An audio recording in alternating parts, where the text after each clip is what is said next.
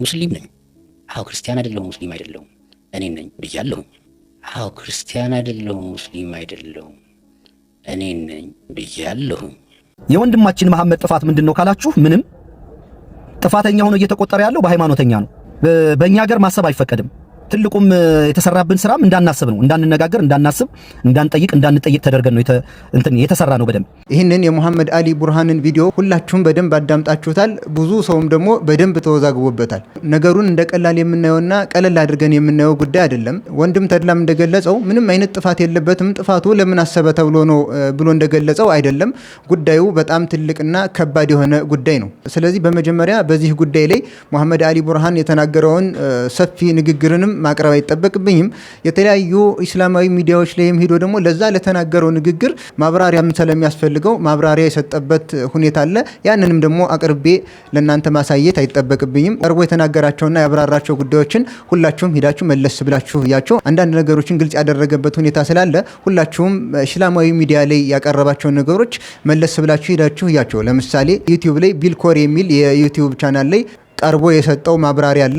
ከዛም በተጨማሪ በመስኮት ቲዩብ እስማኤል ተክሌ ጋር ቀርቦ በደንብ እየጠየቀው ሰፊ ገለጻን ማብራሪያን ሰጠበታል። በተለይ መስኮት ቲዩብ ላይ ያለው በደንብ ሰፋ ያለ ማብራሪያን ስለያዘና አጠያየቁም በደንብ ነገሩን ግልጽ እንዲያደርገው እንዲያብራራው አድርጎ የተጠየቀ ጥያቄ ስለሆነ ያንን ተመልከቱት። ከዚህ በተጨማሪ የተናገረውን ንግግር በተመለከተ በጣም ከባድ የሆነ ንግግር ነው። እስልምናውንም አደጋ ላይ የሚጥል የሆነ አደገኛ የሆነ ቃልን የተናገረው እስልምናውን አደጋ ላይ የሚጥል ነው ተብሎ ከእስልምና ወጥቷል ብለን ልንናገር አንችልም። የተናገረውን ንግግር አይተው የሰጠውን ማብራሪያም ሰምተው እንግዲህ ዑለሞች የሚሰጡትን ሁክም ይስጡበት።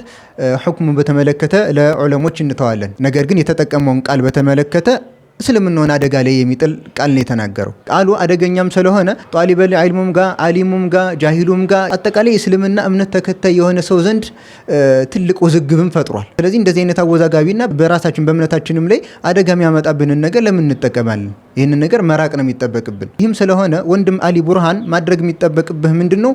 በተለያዩ እስላማዊ ሚዲያዎች ዘንድ እየሄድክ ያው ማብራራት ገለጻ ማድረግ ይሄ ጥሩ ነው። ነገር ግን ይሄ ነገር የተናገርከው ነገር በእምነትህ ላይ አደጋ እንዳያመጣ ከመታደግ አያድንህም። በተለያዩ እስላማዊ ሚዲያዎች ዘንድ እዛ እዚህ ያሉ መዟዟር ሳይሆን የሚጠበቅብህ በመጀመሪያ ልታደርገው የሚገባ አንድና አንድ ለተናገርከው አደገኛ ቃል ወደ አላህ ተውባ ማድረግ መመለስ ነው። አላህ ሱብሓነሁ ወተዓላ መሃሪና አዛኝ የሆነ ጌታ ነው። ምናልባት ይህንን ከባድ ቃል እንድትናገር ያደረገህ በዙሪያ ያሉ ሰዎች እምነታቸውን በመመልከት አይተህ ሊሆን ይችላል።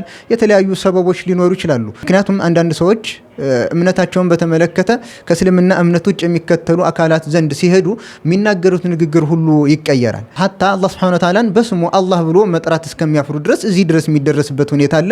አንዳንድ ነገሮችም ደግሞ ልክ እንደዚህ እምነታቸውን አደጋ ላይ የሚጥልን ነገር ሊናገሩ ይችላሉ። ነገር ግን ሙእሚን የሆነ አካል በዲኑ ላይ ያለው ነገር ከቦታ ቦታ ሊቀያየር አይችልም። ያጠቃቀሙ ሁኔታ የሚናገርበት ሁኔታ ለሰዎች በሚመጥን መልኩ ሊለያይ ይችላል እንጂ እምነቱን በተመለከተ ሰዎች ምን ይሉኛል ብሎ አደገኛ የሆኑ ቃላትና ስህተት የሆኑ ነገሮችን ሊናገር አይችልም። ስለዚህ የመጀመሪያው ምንድነው? ለተናገርከው አደገኛ ንግግር ወደ አላህ ተውበት አድርግ። ተውበቱንም ደግሞ ወደ አላህ መመለስክንም ደግሞ ኢስላማዊ ሚዲያ ላይ ቀርበህ መናገርም አይጠበቅብህም። በአንተና በአላህ መካከል ያለ ጉዳይ ነው። የትም ቦታ ሁን፣ የትኛውም ሰዓት ላይ ሁን፣ ወደ አላህ ሱብሓነሁ ወተዓላ እጅህን ዘርግተህ አላህን ማረኝ ብለህ ለተናገርከው ንግግር ከአላህ እስትግፋርን ጠይቅ። ሁለተኛ ለፍልስፍና የሰጠው ጊዜ አለ። ንግግርህ ላይ እንደሰማሁት በፍልስፍናው ላይ በጣም ሰምጠህ እንደገባህበት ስትናገር ነበር። ልክ እንደዚሁ ለፍልስፍና የሰጠውን ጊዜ ያክል ያውም ከዛ በላይ ለዲንህ ቦታ ስጥ። ሰውየው በዲኑ ጉዳይ ላይ ደካማ ሆኖ በሌላ እውቀት ላይ በፍልስፍና የሚሆን በተለያዩ እውቀቶች ላይ ጥልቅ እውቀት ቢኖረው የሚያስመሰግነው ጉዳይ አይሆንም። ይሁን በዲኑ ጉዳይ በሚያጓድለው ነገር ተጠያቂ ሊያደርገውም ይችላል። እንደተናገርከው ፍልስፍና ላይ ይህን ያክል ሰፊ እውቀትን ይዘህ ዲንህ ላይ ያለህ እውቀት ደግሞ ውስን ከሆነ በጣም ብዙ ስህተቶችን ልትሳሳት ትችላለህ። እንዲሁም ይሄ የፍልስፍናው እምነት ዲንህ ላይ ያሉ ነገሮችን ብዙ ነገሮች ላይ ጥርጣሬ ውስጥ እንድትገባ ያደርጋል። ምክንያቱም አንድን ሰው አላህ ኸይር የሻለት መሆኑን ጥሩ ነገር ለሱ የፈለገለት የወደደለት መሆኑን ከሚያመላክቱ ነገሮች ውስጥ አላህ ያንን ሰው የዲን እውቀትን ሸሪዓዊ እውቀትን ያሳውቀዋል። ይህ ምንድነው? ለዚህ ግለሰብ አላህ ኸይር የሻለትና ጥሩ ነገርን የወደደለት መሆኑን ያመላክታል። ነብዩ ሰለላሁ ዐለይሂ ወሰለም ምን ይላሉ? መን ዩሪድላሁ ቢሂ ኸይረን ዩፈቂሁ ፊዲን። አላህ ኸይርን የሻለትን ሰው ጥሩን ነገር የፈለገለትን ሰው በዲን ላይ እውቀትን ይሰጠዋል ይላሉ ነብዩ ሰለላሁ ዐለይሂ ወሰለም። ኸይርን ነገር የሻለትን ሰው አላህ በዲን ላይ እውቀትን ይሰጠዋል፣ የዲን እውቀትን ይሰጠዋል ካሉ ኸይርን ጥሩን ነገር ያልፈለገለትን ሰውሳ የዲን እውቀትን አይሰጠውም ማለት ነው ተብሏል። ስለዚህ በየትኛውም መንገድ ከዲን የምናስቀድማቸውና ከዲን የበለጠ ነገር የምንዛቸው ነገሮች አደጋን የሚሆኑብን ወይ ከዲን ውጭ ያለው ነገር ከዲናችን ጋር እኩል ሊሆን ይገባል፣ ወይም ደግሞ በዲናችን ጉዳይ ላይ ያለው ነገር ሊበልጥ ይገባል። ስለዚህ በዲንህ ጉዳይ ላይም ደግሞ ልዩ ትኩረትን በደንብ ልሰጥ ይገባል። በተለይ ደግሞ ከፍልስፍና ጋር በተያያዘ ከእስልምና ጋር እንዴት ነው የምታስኬደው ምናምን የሚባለው በጣም ልዩ ጥንቃቄን የሚፈልግ ጉዳይ ስለሆነ በትኩረት እንድትመለከተው ለማሳሰብ ነው። ሌላው እንግዲህ በፍልስፍናው ጉዳይ ላይ እውቀት አለህም ተብሎ በተለያዩ ሚዲያዎች ላይ ልትቀርብ ትችላለህ። በዚህን ሰዓት እስልምናህን አስመልክቶ የምትናገራቸው ንግግሮች፣ ዲንህን አስመልክቶ የምትናገራቸውን ንግግሮች በደንብ ልታስተውልባቸውና ልትጠነቀቅባቸው ይገባል። ለምሳሌ የሆነ ቦታ ላይ ልትጋበዝ ትችላለህ።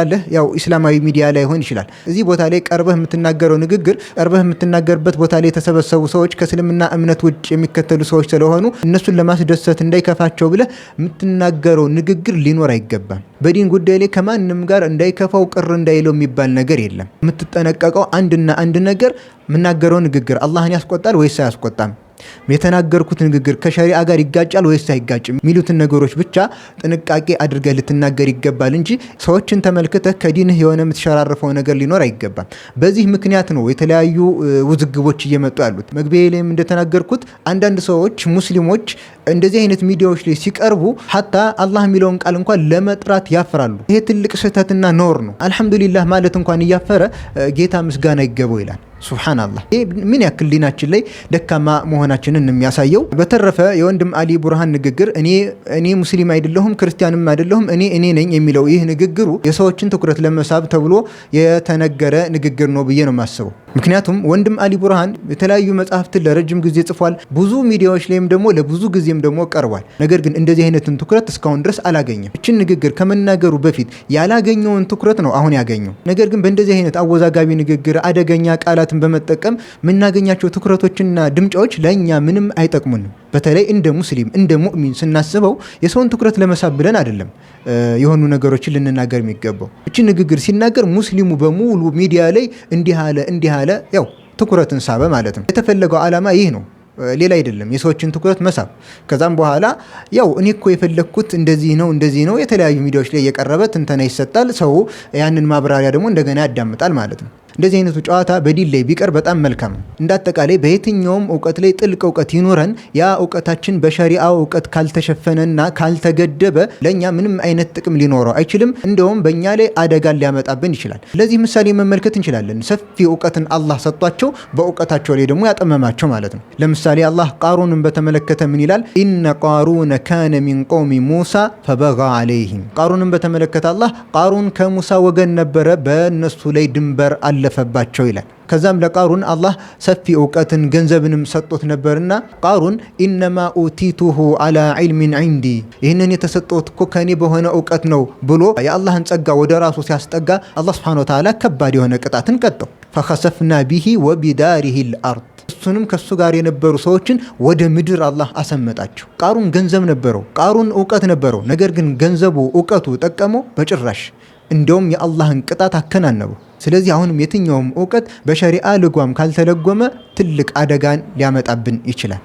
በተለይ ደግሞ የፍልስፍና እውቀት ትልቅ አደገኛ የሆነ ነገር ነው። እንደሚታወቀው በፍልስፍና ላይ የነበሩ አካሎች ከእስልምና ውጭ ያሉት ሳይሆኑ በእስልምና ውስጥ ነው ፍልስፍናን እናስኬዳለን እንጠቀማለን የሚሉ ሰዎች አሉ። አሁን መሐመድ አሊ ቡርሃንም ይህንን ነው እየተናገረ ያለው። ነገር ግን በእስልምና ላይ ትልቅ ቦታ የተሰጣቸውና ታላላቅ የፍልስፍና እውቀት ባለቤቶች ነበሩ። ከነሱ ውስጥ በመጨረሻ ሀያታቸው ላይ ከዚህ የፍልስፍና መንገድ ተውበት አድርገው ወደ አላህ ተመልሰው እኛ በሰለፎች ጎዳና ላይ ነን፣ አደራችሁን ይህንን መንገድ ተጠንቀቁ እያሉ እያስጠነቀቁ የሄዱበት አጋጣሚ እንዳለ በታሪክ የሚታወቅ ነገር ነው። በአንዳንድ መዛግብቶች ላይም የሚገኝ የሆነ ክስተት ነው። ይህም ከመሆኑ ጋር ትልቅ ጥንቃቄ ልታደርግ ይገባሃል። ለተናገርከው ንግግር የትኛውም ሚዲያ ላይ መቅረብ አይጠበቅብህም። አላህ እናንተ በምታውቁት ተውበት አድርግ፣ ወደ አላህ ተመለስ።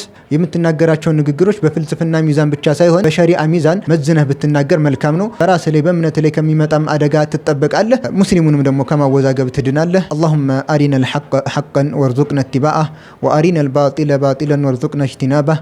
ወሰላሙ አለይኩም ወረሕመቱላሂ ወበረካቱሁ።